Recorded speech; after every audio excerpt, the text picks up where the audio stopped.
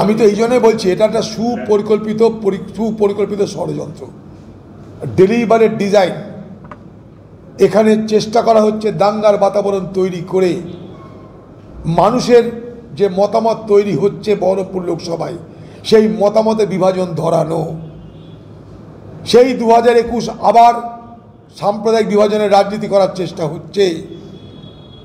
6 দিন হয়ে গেল, এখনো পর্যন্ত সেখানকার প্রশাসন সব পক্ষকে ডেকে একটা আলোচনা করে সবাইকে শান্তি বজায় রাখতে হবে এই আহ্বান কিন্তু করেনি। সেখানকার প্রশাসন গতকালে যখন রামনবমীর মিছিল, তখন সারা পশ্চিমবঙ্গ জুড়ে উত্তেজনা তৈরি হতে পারে এ সতর্ক বার্তা থাকা সত্ত্বেও সেখানকার প্রশাসন কিছু করেনি। সেখানকার প্রশাসনের যিনি মাথা, ওখানকার ওসি না আইসি কি আছে, সেই লোকের অপদার্থতার জন্য, অকর্মণ্যতার জন্যে আজ সেখানকার মানুষকে ভুগতে হচ্ছে বলে আমি মনে করি।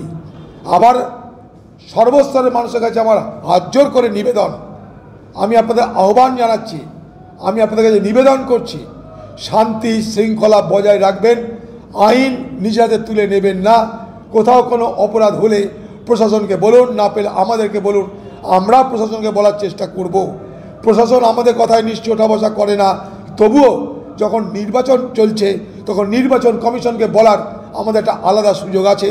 সেই সুযোগ কাজে লাগিয়ে গতকাল আমি কেন্দ্রীয় বাহিনীর আরও বেশি সেখানটায় ফৌজ মোতায়েন করবার ব্যবস্থা করতে পেরেছি।